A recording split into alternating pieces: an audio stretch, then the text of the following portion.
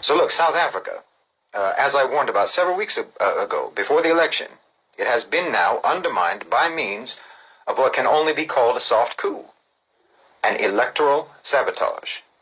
But I don't only mean by means of rigged elections, but by comprehensive subversion, manipulation, and infiltration of their domestic political landscape by the United States. The so-called Democratic Alliance, the DA,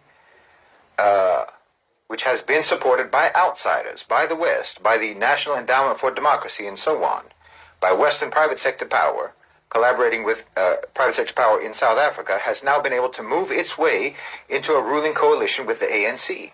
Okay, the DA is anti-BRICS. It's pro-Zionist. They represent the colonizer class and colonizer interests. I think that what happened in South Africa is tremendously important and tremendously dangerous for the entire BRICS project, because it reveals the very clear intent, in my opinion, of the owners and controllers of global financialized capital to revive and to restore colonial control by any and every means available to them, and to subvert the economic sovereignty and political independence of the global South, if they can. Like I said, if they can find ways to do it, that's what they'll do. There's a new Cold War happening. It's a Cold War that's happening right now. And I think that we're seeing espionage and covert operations and political intrigues, the likes of which we haven't seen since the 1950s, 1960s. At this point, I don't feel confident, to be honest, about any so-called democratic elections in any countries in the global South, except that they will be tampered with. And in fact, not only in the global South, in places like Eastern Europe, in the Balkans, and so forth. Same thing. South America, obviously, this is also happening. This is especially going to be the case in any country that operates according to a parliamentary system, because they're very easy to manipulate and tamper with.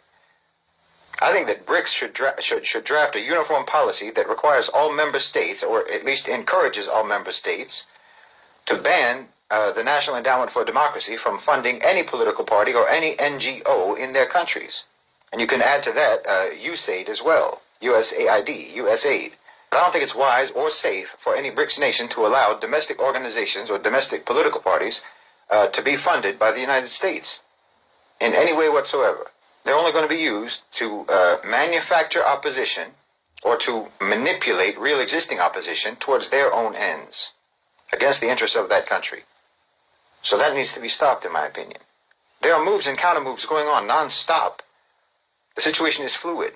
While there's no doubt in my mind that the global South will rise, it's not at all clear who's going to be in control of the global South when all is said and done.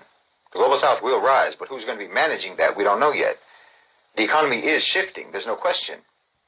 But those who have been controlling the global economy up until now want to maintain their control during and after the transition takes place, during and after the pivot. How that's all going to turn out is up in the air right now. And it's being determined, that outcome is being determined by decisions that are being made now.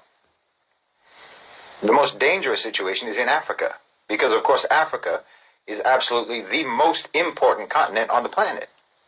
The most important continent to the planet. And the next most important, and therefore the next most at-risk region, is the Middle East. The Middle East and Africa power the whole global economy.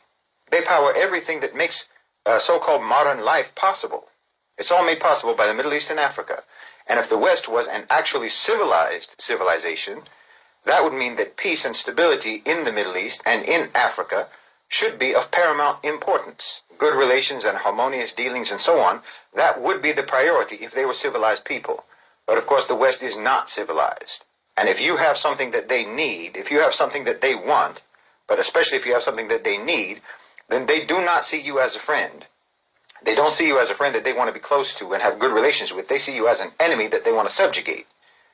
They see the world in a predator-prey paradigm, kill or be killed mentality. They're the original extremists, and they've never grown out of it.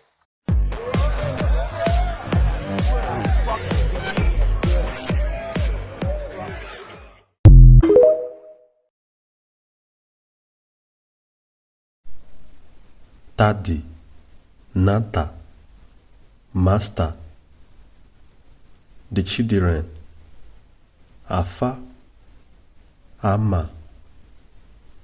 ìwà ìpín na afa àyíà ṣiokoto chimole zangazi na ụmụ nkaneme imbra unu mmadụ gịrị na nguru kaduru ina katafa kataf ati mara ụwa ada mawa umba awuchi imba awuchi ama uzaria na ama akọji makuruji aba uja mina Igbo na Ìlọrini Igbo makuruji na Diamo Fidi Aba Uja na the two river Uniana the river Niger na river Benue Uzaria na Garashi Fidi